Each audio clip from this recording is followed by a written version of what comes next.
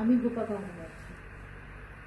আমি রবীন্দ্রনাথ ঠাকুরের লেখার ওপর কপিরাইট উঠে যাচ্ছি। শেষবারের মতো বিশ্বভারতী রবি ঠাকুরের রচনা সমগ্র বিক্রি করছেন। অনেক অনেক হাজার অনেক মানুষ, কয়েকশো মানুষকে আমি দেখেছি রাত 3টে থেকেও লাইন দিয়ে দাঁড়িয়ে 6, 7, 8 ঘন্টা লাইন দিয়ে দাঁড়িয়ে ওই রবীন্দ্র রচনা সমগ্র কালেক্ট করতে। তার মধ্যে আমি আর আমার স্বামী ছিলাম। সেই সময়টা অত দীর্ঘ লাইন, ভীষণ রোদ উঠেছে, খুব কষ্ট হচ্ছে। তারপরে যে আলটিমেটলি যখন আমার হাতে ওই রচনা সমগ্রটা এসে গেল, নতুন মলাট, নতুন বইয়ের গন্ধ, রবি ঠাকুরের নিজের সই, এই অনুভূতিটা কারোর সঙ্গে শেয়ার করা যাবে না। আসলে ওটা বলার মতো, বলাই যায় না। এটা এমনই একটা চূড়ান্ত ভালো লাগা, ভালোবাসার অনুভূতি, এটা ঠিক বলে বোঝানো যাবে না। সেই সময় সেই নতুন বই দুখানা বুকের মধ্যে জাপটে ধরে বড় একটা ঝোলা ব্যাগে আমরা বাকি বইগুলো গুছিয়ে নিয়ে দুজনে দুটো হ্যান্ডেল ধরে কি যে আনন্দ করতে করতে বেরিয়ে এসেছিলাম। মনে হচ্ছিল যেন আমরা একটা অপার্থিব জিনিস হাতের কাছে পেয়ে গেলাম, হাতের নাগালে সেরা একটা অপার্থিব জিনিস। এই হলো রবীন্দ্রনাথ। আমি সাহিত্যের মেয়ে, পড়াশুনো করতে গিয়ে প্রথম রবীন্দ্রনাথকে ছুঁয়েছি। রবীন্দ্রনাথ পড়তে পড়তে পড়তে পড়তে আসলে পড়াশোনার মধ্যে দিয়ে এই প্রায় 60 বছর ছুঁই বয়সটাকে ছুঁয়েছি। তার মধ্যে বেশিরভাগ সময়টাই কেটেছিল রবীন্দ্রনাথকে নিয়ে। তাই যখন আচ্ছা আর চতুর্দিকে দেখি রবীন্দ্রনাথের ভুল কবিতা, কোনো মঞ্চ থেকে কোনো রাজনৈতিক নেতারা ছুঁড়ে দেন, ভুল গানের কলি বেসুরো গলায় গেয়ে ওঠেন, কিংবা রবীন্দ্রনাথের গান কেটে ছেটে নিজের শব্দ বসিয়ে দেন, নিজের মতো সুরকে বসিয়ে দেন, তাতে বড় ব্যথা পাই আমি। রবীন্দ্রনাথ তো সারা পৃথিবীর, কিন্তু বাঙালির অমূল্য বলে, বাঙালির সত্যিকারের এখনো অব্দি ভাঙিয়ে খাওয়ার মতো যদি একটা সম্পদ থেকে থাকে সেটা হলো রবীন্দ্রনাথ। বর্তমানে বাংলা ভাষা নিয়ে তরজা চলছে, রবীন্দ্রনাথকে নিয়ে টানা হিচড়ে চলছে। নজরুলকে নিয়ে হচ্ছে কম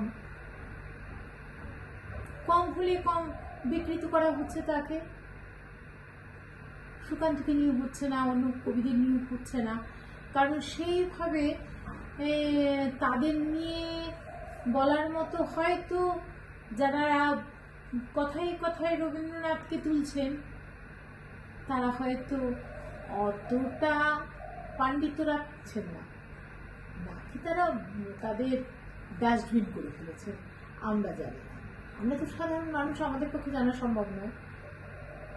কিন্তু রবীন্দ্রনাথকে নিয়ে যে ময়নাতদন্ত চলছে সেটা সাধারণ বাঙালি হিসেবে আর মানা যাচ্ছে না। বাংলা ভাষা, বাঙালি, এই শব্দ দুটোর মধ্যে রবীন্দ্রনাথ যেভাবে জড়িয়ে আছেন, রবীন্দ্রনাথ বাংলা ভাষাকে এমন একটা স্তরে উন্নীত করেছেন যে আমরা অহংকার করে বলতেই পারি পৃথিবীর সবচেয়ে মিষ্টি ভাষাটাই হলো বাংলা ভাষা। এটা আমরা কেন, পৃথিবীর মধ্যে সব মানুষই স্বীকার করেন। পৃথিবীর বিভিন্ন প্রান্তে বিভিন্ন ভাষী মানুষ বাংলা ভাষা চর্চা করেন। রবীন্দ্রসঙ্গীত জানেন না বোধহয় পৃথিবীর এমন কোনো দেশ নেই, রবীন্দ্রনাথকে তো জানেন। এই একটি মানুষই আইকন, বাঙালি এখনো ভাঙিয়ে খায় তাকে। কিন্তু খেতে খেতে দেখবেন এমন ছিবড়ে করে দেবেন না আপনারা যাতে এই অমূল্য সম্পদটাও নষ্ট হয়ে যায়, তাহলে সত্যি বাঙালিত্ব থাকবে না। অনেকে চেয়েছেন পশ্চিমবঙ্গকে বাংলাদেশ করে ফেলতে, বাংলা ভাষাকে নিয়ে তাই মাতামাতি বেড়ে গেছে। একজন তরুণ কবি লিখছেন পশ্চিমবঙ্গের মাথার উপরে উত্তরে রয়েছে হিমালয় পর্বত, বঙ্গোপসাগর রয়েছে তলায়, নদ নদীর অভাব নেই, বন রয়েছে, আমরা আইসোলেটেড হয়ে যেতেই পারি রাষ্ট্র হিসেবে। আমি সেই কবিকে বলতে চাই, নাম না করেই বলতে চাই, যে কবি, ছাত্র, যে মানুষ এইসব যুক্তি আলাদা করে ভাবছেন, যারা অভয়ার মৃত্যুর মিছিলে কাশ্মীর মাঙ্গি আজাদি বলে চিৎকার করছেন, তাদের বলি, আপনারা কেউ বাঙালি নন, আপনারা কেউ বাংলা ভাষাকে জানেন না, আপনারা কেউ বাংলা ভাষা বোঝেন না।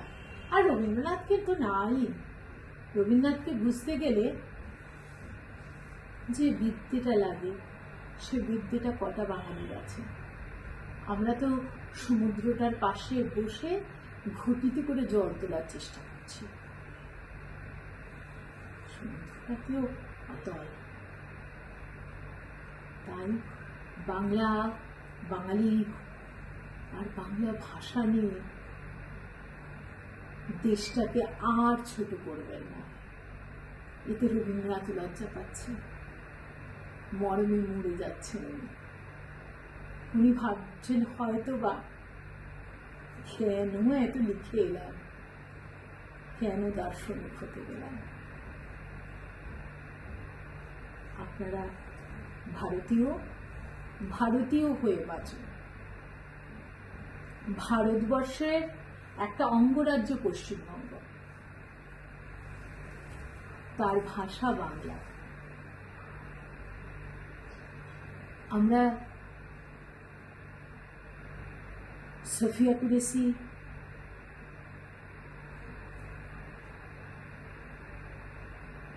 ভূমিকা, এদেরকে স্যালুট জানাতে ভালো লাগে। আমাদেরই ঘরের মেয়ে,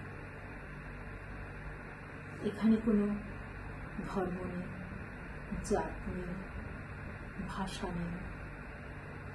এরা সমস্ত মেয়ে জাতির আদর্শ। ওরা দেখিয়ে দিয়েছে যে ওরা কি, মেয়েরা আসলে কি পারে। তাই মঞ্চে দাঁড়িয়ে শুধু আপনারা বাংলা ভাষাকে আর রবীন্দ্রনাথকে টানাটানি করে রবীন্দ্রনাথকে বিকৃত করবেন না। নমস্কার। আমার চ্যানেলটা ভালো লাগলে আপনারা সাবস্ক্রাইব করুন, লাইক দিন, মূল্যবান কমেন্ট জানান। আমার ভালো লাগবে, আমি উত্তর দেব।